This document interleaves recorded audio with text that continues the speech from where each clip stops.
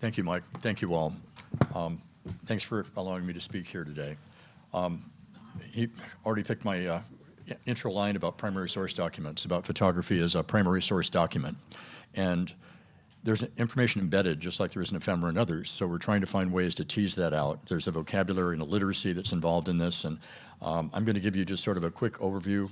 We've got 30 minutes here, so it's going to be a very quick overview of history of photography and a variety of light innovations, inventions, and pieces of ephemera that have popped up. Okay, try and get a little bit louder here, sorry.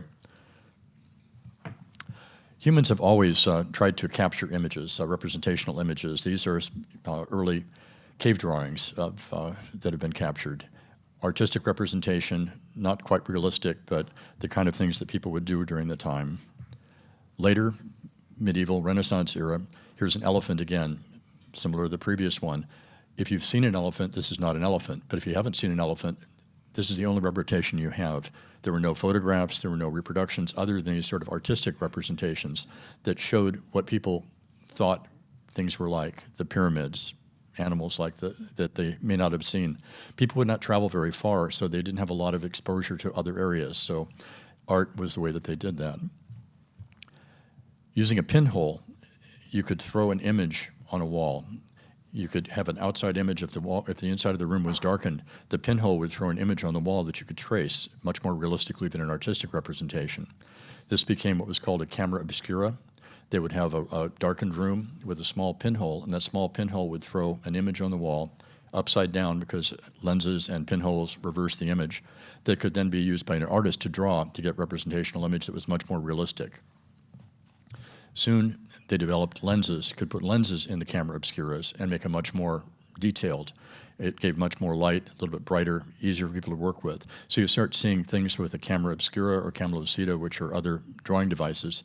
These devices were more realistic. People were trying to get as realistic as possible to show the real world to people that couldn't see those objects over time. That didn't, however, make everything totally realistic. Here's an example from the 1920s of the Sphinx. Artistic representation again. I've got some images of saguaro cacti in Arizona that show them 50 feet tall with them dying with the ends exploding of the cacti. If people had never seen them before, they had no idea about scope, scale, other sorts of components there. These camera obscura and drawing devices became more and more sophisticated. The one on the left actually could focus for different things, so you could use that. You'd try and darken the top to be able to sketch and draw. Very talented artists use these as well. There's a whole series of Vermeer using lenses and using things there, how as realistic his material was by using these sorts of techniques. The device on the right is another camera obscura, much more like a camera that followed later. It was a sliding box that you could move back and forth to focus, had a little trap door to darken it, and a mirror that would project on top. You could take it in the field and point it and be able to do drawings. Again, representational art was often difficult. Here's a hog from 1912. A painting. You can see the scale of the people, the scale of the town, and the scale of the hog. Artists would expand and elaborate and make statements that people would see as reality because they didn't know what reality was like. You could imagine a huge hog. You could imagine the Sphinx looking like that. You could imagine things that you'd never seen before through the artist and not question that. There was no reference point for reality at that level. Here's an example of one of the miniature portraits, very popular at the time. Much more realistic, very, very close to being what could be called a photographic or a more realistic representation. These were also very common and very popular, typically very small, also fairly expensive, so very difficult for people to have made unless you were of a certain economic class. People would not have paintings made because they were very expensive. It would pass on to the family, very, very special, not something that would have happen on a very regular basis. Photography, 1839 was the public invention of photography, but prior to that, from the late 1870s on, there were a variety of innovators and inventions that related to photography. If you look at this list, this gives you an idea about the science of photography and where it came from science rather than art. There were chemists, inventors, mathematicians, physicists, astronomers that worked in making light-sensitive material work.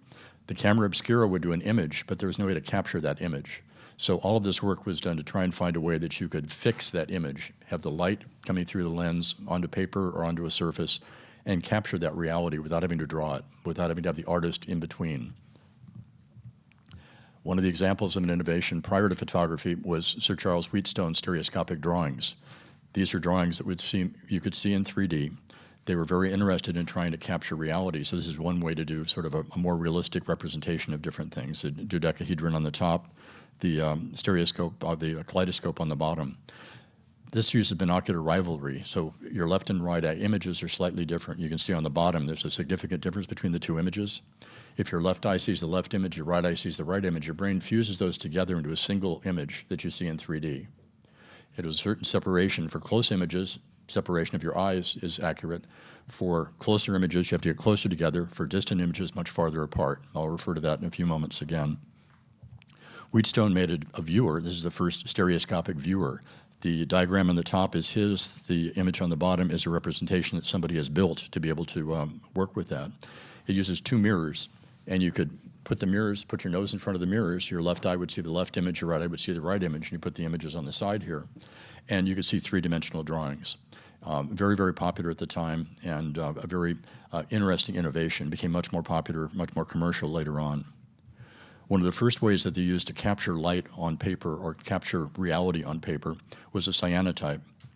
Cyanotype uses, done by John Herschel, uses iron salts instead of silver salts. You coat a piece of paper, put an object on the top, put it in the sun will darken the areas that are not blocked by the object. So you could see translucent objects like these botanical specimens. People would also put things like lace or objects on to make photograms and put those on the paper. The quote that I give you that I used to start this is Paul Delaroche. It's a French painter. His comment when he saw the first daguerreotype, which is one of the very popular photographic processes, probably the most detailed, more detailed than the paper processes. From today, painting is dead. If you look at this image, this is a shot of fossils that was done by Daguerre, who was one of the co-inventors of the daguerreotype. The level of detail here, the shading, the level of detail in the fossils, the texture of the rocks, the tones, very, very difficult for anybody to do as a sketch or as a painting. But photographically, you capture this level of detail.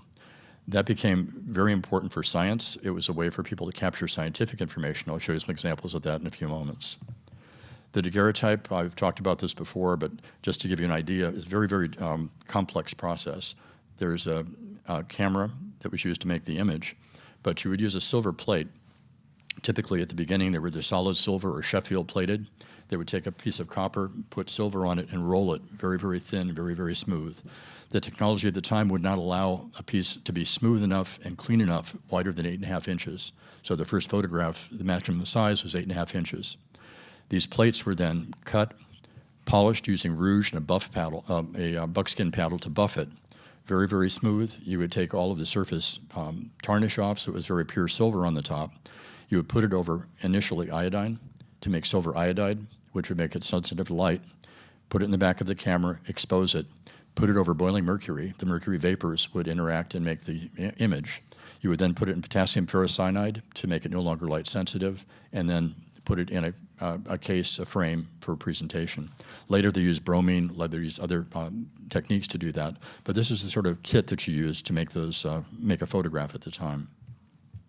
Classic image that has been seen many, many, many, many times using this boulevard in Paris taken by Daguerre out of a window. This was an example of the kind of detail that people could see in a daguerreotype that you couldn't see in a painting. At this point, they would take these roughly 6.5 by 8.5 images, put them on the wall, and people would run up with magnifiers and try and count the leaves on the tree or the number of bricks or the number of shingles on a roof and look at detail there. These exposures were 3 to 15 minutes long outdoors, no exposures indoors. It was not enough light. Very, very slow process photographically. Later, the techniques involved to be able to make it more and more sensitive for portraiture and for other types of work. This detail is another thing people see over and over again, but it's sort of a classic. You see the level of detail here. You can see the trees. There's some movement, so they're not quite as sharp because they move during the exposure, but the bricks and the other elements are there. In the lower left-hand corner, there's a gentleman having his shoe shined, and the shoe shineman and the person having his shoe shined are the first two people that were photographed because they were in the same place for so long. The exposures were long enough that there could have been wagons and horses going up and down the street, but you couldn't see them because the exposure was so long. As long as they're moving, they don't register. So the only thing that registers is someone that actually stops in a place during that time. You also tend to lose the shadows. The shadows are here, but the shadows tend to move. You see a lot of variation in these things. So This is an example of another process that was done by William Henry Fox Talbot. He'd been experimenting in the 1830s, and when the daguerreotype was released, he wanted to get his stake in the ground for photography as well. These were called photogenic drawings. Typically, he would coat them with a salt using table salt, and they use a silver nitrate solution to make it sensitive to light. Again, these are used like photograms. You would put an object on the one on the left, you put an object on it, it would get darker and darker. And unfortunately, when he first developed it, he was not able to fix it. So it would continue to get darker and darker and darker. So they would make these and put them in a book or put them in an area that was not receiving light. And then under candlelight, you would look at it, put it back in a way. You could only do that a certain number of times before they disappeared. But it was a very interesting process as it started. Eventually, he figured a way to fix that process, the calotype, and would do paper negatives, and then you could take a paper negative, make a print, and have a positive from that. Daguerreotypes are all unique originals. Every one that you see is the plate that was in the back of the camera. Calotypes into the paper processes, there are paper negatives and paper positives, so you could make multiple positives, which was a benefit at that level. Detail wasn't as sharp, but another interesting process there. Here's an example of a calotype studio. It's glass. They would have a glass studio, either a skylight or other ways to get light in if you're making portraits or making work. Outdoors, the light was better. Gentleman on the left has a clock that he's using to time the exposure for making the copy of the painting. The gentleman on the right is using a camera to take a portrait. These are examples of the paper negatives that were used. And innovation, again, having the thought of a negative and a positive was fairly unique at that time. So this paper negative process, looking at the negatives, right now people collect those as objects because the paper negatives are so wonderful. They're just magnificent to look at. Having a paper negative and the correct positive to be able to show the difference between the two is a goal of many of the collectors. But these are the kinds of paper processes that were done at the time. Again, much more detailed than lithography or other printing processes. These paper negative prints, these calotypes, are often tipped into books. Pencil of Nature is one, and a way for people to document. Innovation followed in cameras and camera development. The one on the left is an early Larabor's camera, sliding box to focus, and a very simple lens with a way to control the light. One on the right is a Rowe camera, another French camera, another sliding box camera.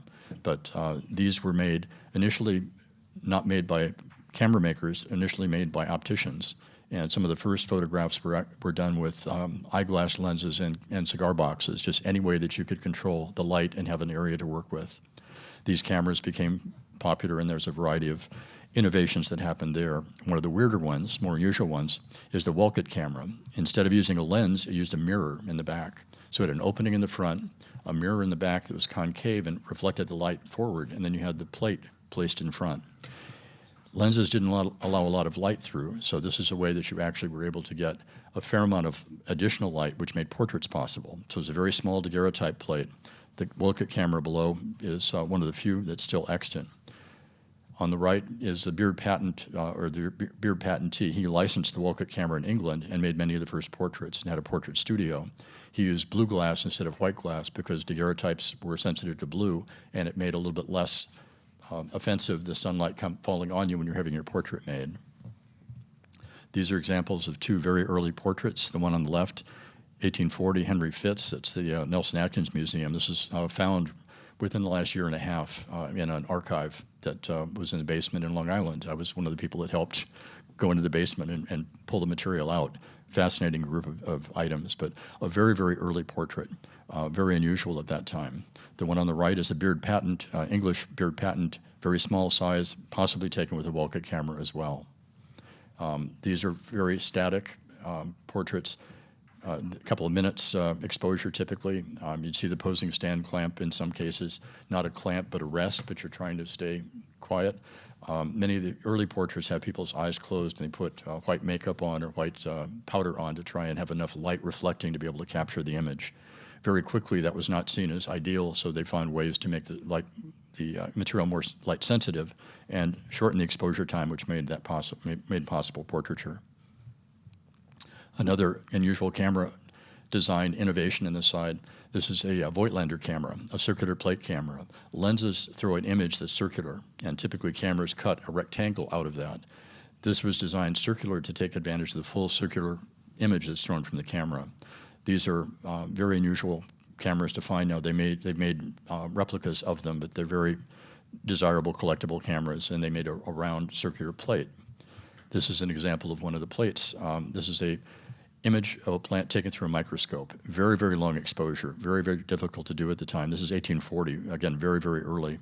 But the idea of using photographs to be able to capture reality in a way that you couldn't question, if it's for scientific documentation, seeing this through the microscope and seeing a photograph, you know it was not modified by the artist. It had no interpretation. It was as close to reality as possible. Daguerreotype images were, again, one-off or unique, so it's very difficult to make multiple copies from them other than copying them. So you had to copy the image each time you wanted a plate to be able to be used. Fizeau, one of the early experimenters in France in the 1840s, decided to try etching the plate. So he used an acid etching plate to etch the daguerreotype plate to make a printing plate from the daguerreotype plate.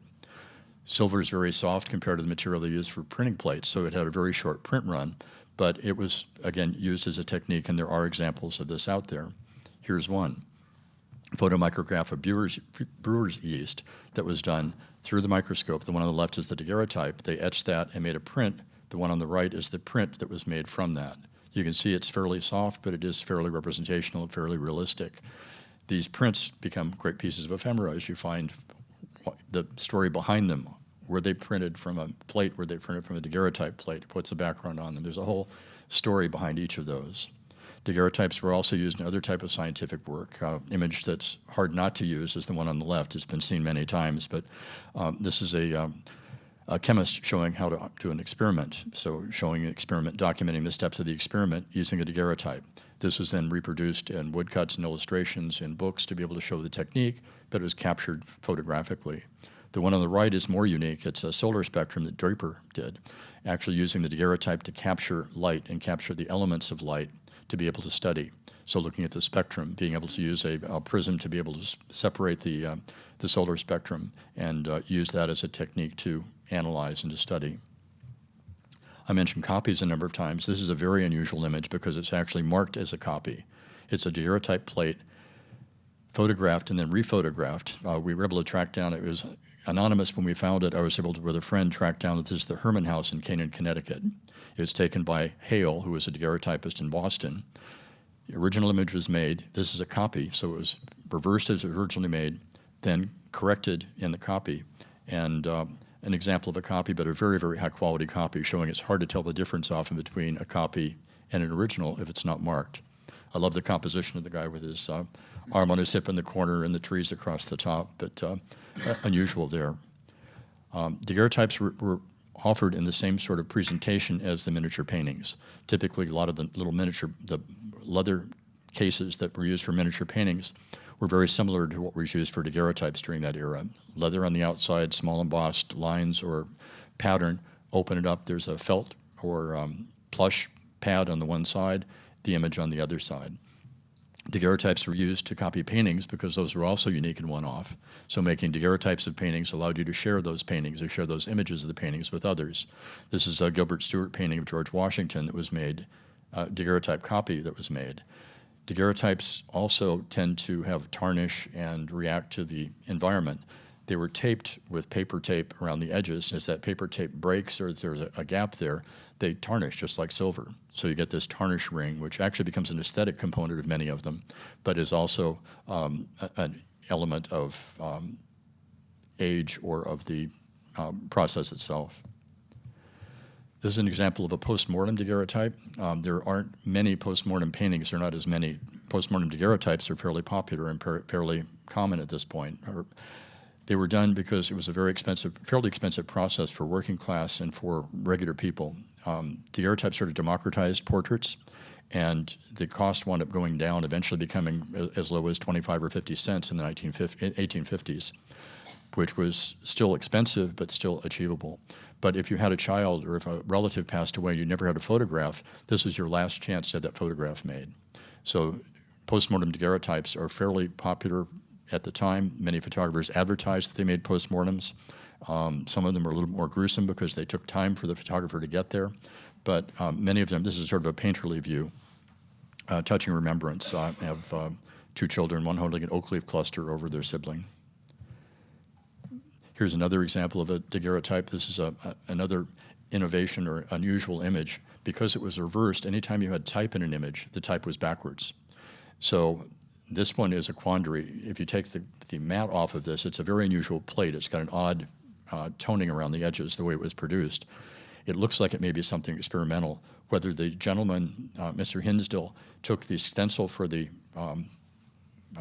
barrel and reversed it and did it backwards so it would appear correct in the photograph, or whether it's a copy photograph, we don't know. But we are aware that that was done. People would recognize that things were backwards. Some photographers would actually print things backwards and put them in the image to be able to see credit for their image or other sorts of things. And the other interesting innovation here was the green. The dark green here is a special dye that was used, arsenic, for emerald green dye, which is an issue with books now. It's very toxic, but it shows up in photographs as well. But another innovation for trying to get colors and shapes and different things to be able to offset the images and make them unique as a marketing. Daguerreotypes also became used for stereo and stereo images. This is one of Benjamin Draper, John Benjamin Draper, who was a inventor and also manufacturer of scientific equipment.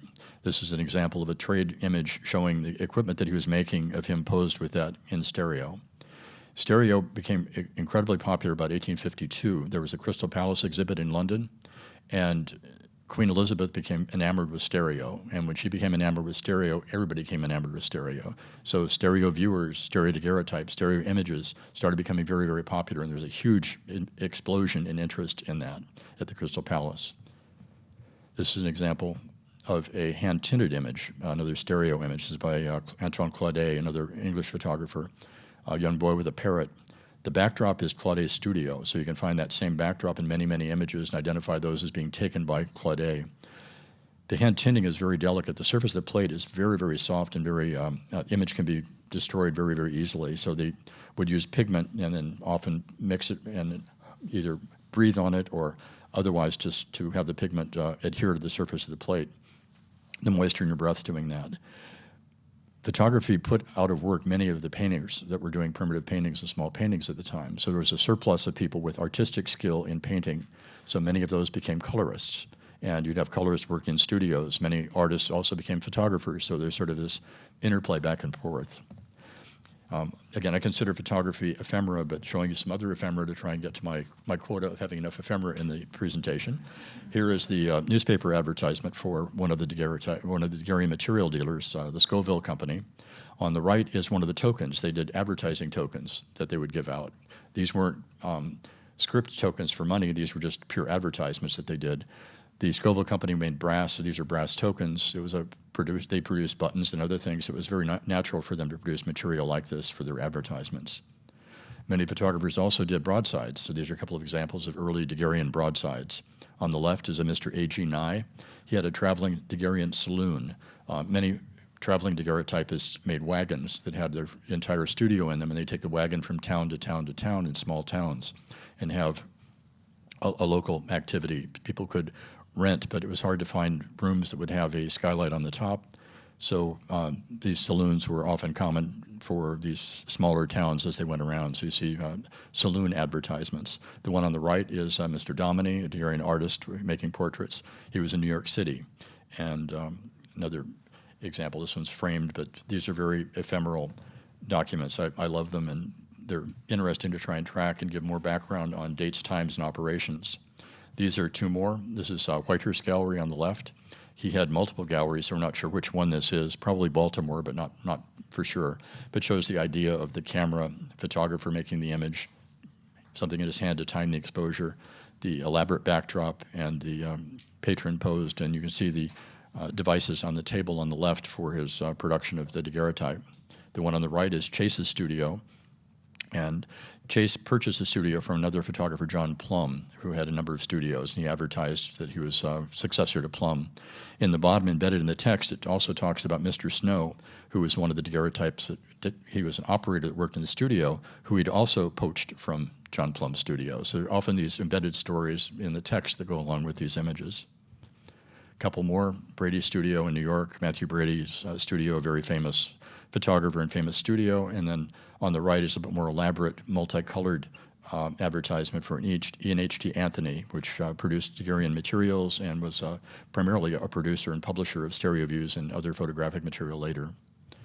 Some other more innovative examples. Here's an embossed quarter, an advertisement that the photographer embossed his information, Jeremiah Gurney, with the studio information. So gave this out as a enhancement for the studio.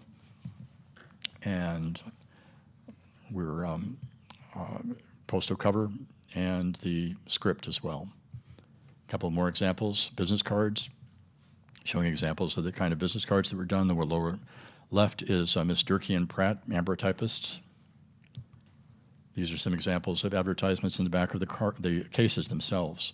Photographers tried to find ways that they could advertise to make people aware of what they were doing and take advantage of things there.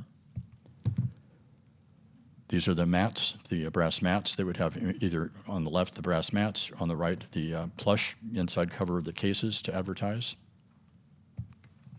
These are Daguerrean jewelry. The one on the left is a daguerreotype locket. The one on the right is a mourning medallion that was done for Daniel Webster, to show an example there. Some other unusual examples are a Daguerrean hair bracelet on the top left, Daguerrean earrings, Daguerrean ring, and Daguerrean button. They also did daguerreotypes on pins that men could put in their hats when they went to the bar, so you could find out which hat was yours and have an ID on your hat. Another case variation, these are one of the early thermoplastic cases. This is a patent on the left, patent drawing, with the case on the right. These were done out of a mix of shellac and wood powder to make cases, very elaborate designs. Another couple of examples, a patent model on the left for a stereo case, and the one on the right is a very elaborate, unusual stereo case by by Stahl. Here's an example of that previous case with an image in it, showing it, again, left eye image, right eye image, and a way to view it so you could see the image in 3D. Some innovative placements of daguerreotypes. The one on the left is a mantle clock with a daguerreotype set in the mantle clock. One on the right at the top is a woman's sewing box, and instead of having the mirror on the top of the box, it's a portrait of a gentleman holding a cat. And the one on the bottom is a device that was patented for mounting a photograph in a headstone. There are some headstones that just have daguerreotypes mounted directly in them. This is a folding mount that you could pull it out and put it back in so it was protected from the weather. 1850s collodion wet plate. Using a collodion on glass, you can make a negative which could then be printed. Again, I'm doing a very quick overview of the processes and trying to give you more examples of images and so on, but collodion negative and a print, albumin print from that, similar to the early, but these allowed multiple copies of the prints to be made. If you did a collodion negative and underexposed it slightly and put black behind it, you created an ambrotype. It made it a positive. So a very simple process. Again, this is the glass plate that was in the back of the camera. The one in the lower left, I've only backed half of it, so you can see half of it reversing and being seen correctly. The other half is the negative. So it's the same image, but just a single piece of black, only in part of it. The one on the right is a Chinese missionary. It was done as an ambrotype, just to give an example, by Henry C. Porter from New Haven. Stereo, again, was very popular and very important. These are glass stereo views that were made, and these were done as a negative and then printed, contact printed to make a positive, so you had a positive image. This one's done by Frederick Langenheim, and the little gazebo in the foreground there is actually a competitor's photo area, so he's showing his other photo studio there. And for innovation, this stereo view has an interesting story behind it. It's a stereo view of the moon, but because of the distance, you have to have a very great separation to get the 3D. So one side of the image was made on February 22nd, 1858. He waited for the Earth to go around in its orbit to be on the opposite side and catch a full moon on May 12th, 1859, and then aligned those two together to give you the 3D, because you had to have that distance to be able to make that work. Patents, here's another patent model. This is a combination photo studio and darkroom. An example of a balloon mount, mounting a camera on the bottom of a balloon. A couple of more camera examples.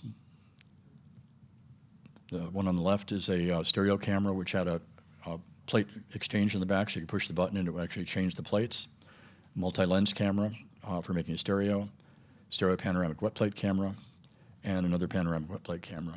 to try and stay on track, I'll probably leave it at this for Q&A and see where things are going at that level. And hopefully you've enjoyed sort of a quick petting zoo overview, quick overview of photo history. And if you'd like more at some point, let me know. But a variety of innovation, invention, and a little bit of ephemera thrown in with a little history of photography. Thank you.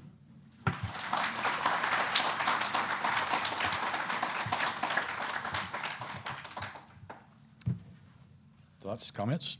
Yep. I will be bringing the microphone around. Okay.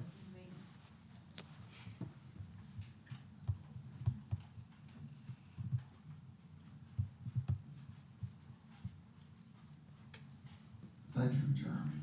Your technological and metaphysical incursions concatenate, particularly around the death photographs. They would be the perfect subject on moving, and that the capacity to capture that and to make it one with the photographic plate is something that had never sat with me so strongly as just now. Thank you.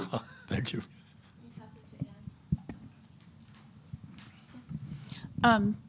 I just saw at the bottom of one of the advertisements, it said oil, crayon, and ivory daguerreotypes. Could you just explain what that is? There are a variety of different, again, this is just sort of a quick overview of processes. Ivory types are another process. They would do a combination of amber type and paper print with coloring on the back and put those together. There are every kind of you can imagine. For collodion, they were trying a variety of processes to make collodion, some way to stick on glass. They were using a variety of materials there. Crayon portraits were portraits that were enlarged and then colored in by artists. So it's impossible to go through the entire range of processes, but there are many, many, many, many processes. There was one gentleman, Levi Hill, that patented a colored daguerreotype that no one's been able to replicate. He passed away, and there's no record of his process and so on. So a lot of innovation, a lot of invention. A lot of these people were exploring different ways to do this. And then the photographers were exploring different ways to market and differentiate their images year by year by year or from other photographers. So. Okay. Topic for next year. Sorry? Topic for next year. Yes. Thank you.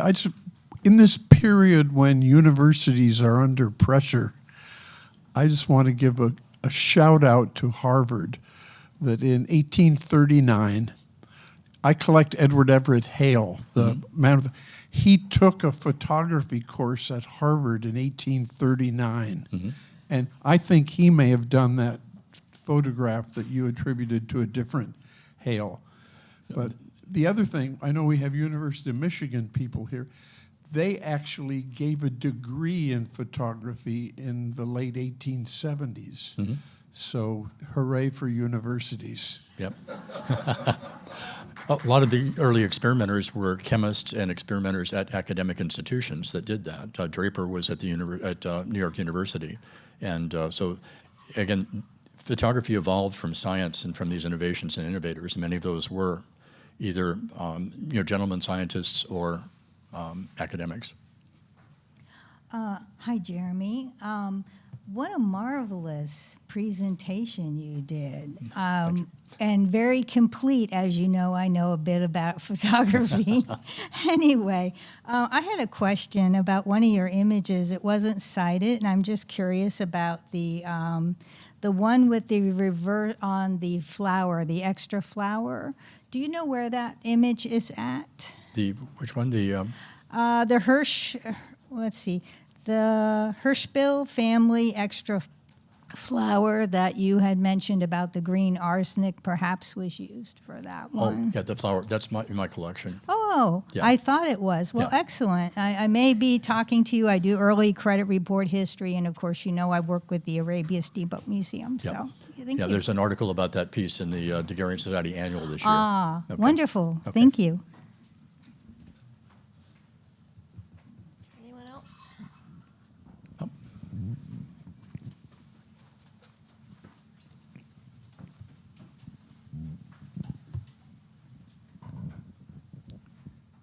Jeremy, thank you.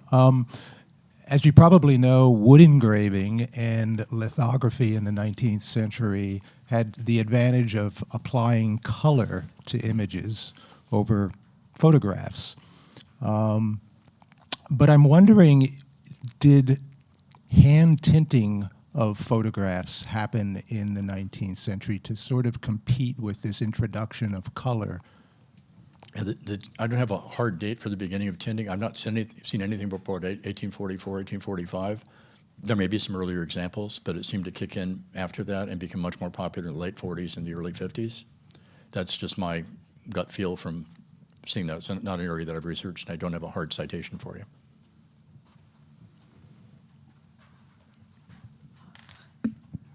Hi, Jeremy. Hi. Wonderful talk. Oh. I have a technical question. You used the term calotype. I think you said that was the first time that the negatives and positives were used. It was it was able to fix the image that wasn't fading like the photogenic drawings. So it was possible to have a fixed image that you could then. So my question is, the word calotype, and maybe it's a different word, maybe it's spelled differently, it is also used for printing process, as you know, in early postcards, but that's a totally different thing. So could you address that? Is it the same term, and if so, No, why? it's a totally different process. Yeah, But is it the same word? I'm not sure about the origin of it or not. I Oh, can't go down. But that they're road. not related. No, I know they're totally different processes, but I Okay. don't know the origin of the term. Okay, thanks. Sure.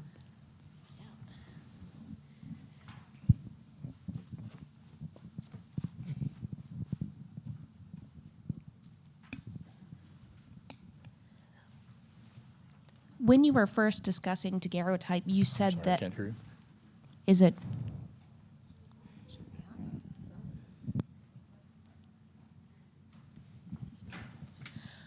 when you were first discussing daguerreotypes, you mentioned that light was a main restriction on the photography that was able to be produced. And then later you showed a bunch of the advertisements which say that photographs could be taken in any weather or when it is rainy.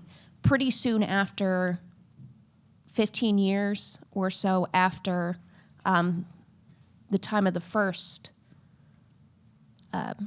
figure that you showed, is there a technical advancement in other than the photosensitivity of the material, the plate material, or was it a innovation in purpose-built studios or other things? Primarily technical innovation in the plates themselves, using bromine and other ways to make it more sensitive.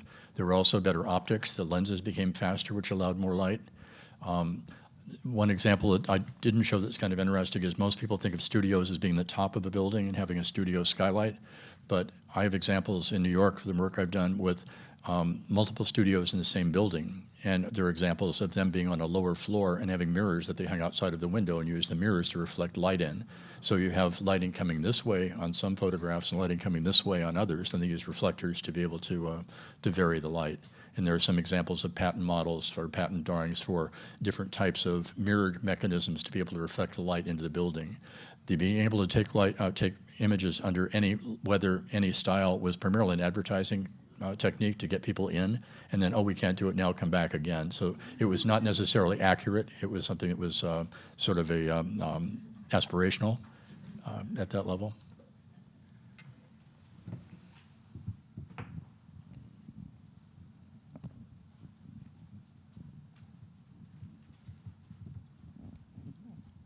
Jeremy, if I were to go get my daguerreotype taken today, what would you recommend I wear or not wear as I went to the studio? For a daguerreotype? Yes. Yeah. Good question. There's a different color spectrum for the daguerreotype than there is for natural light. Blues are, whites are not great. Whites overexposed and become blue bosom specials. They used to call that if you overexposed a white shirt, it would become blue. Typical dark clothing was the style at the time, and that seemed to work out pretty well. I can't tell you off the top what particular styles and colors you would use, but that information is available. I just don't have it off the top of my head right now.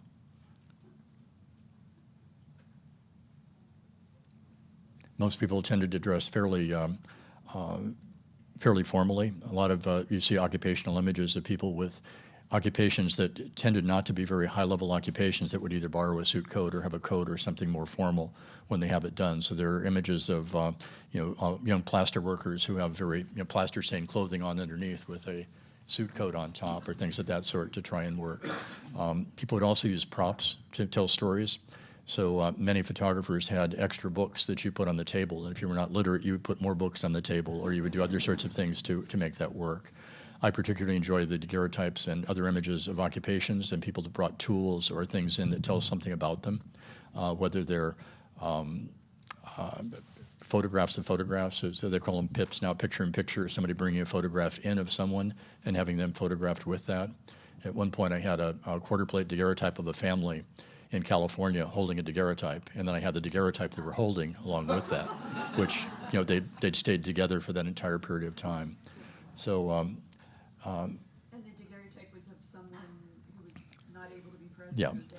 Yeah, you often see the image of someone who's not able to be present. In many cases, it's a mother and children holding a photograph of a husband that's passed away, or husband and children with a wife that's passed away, or couple with a child that's passed away.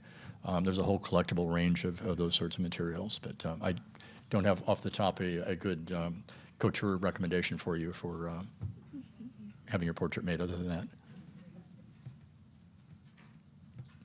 Other thoughts? Thank you all.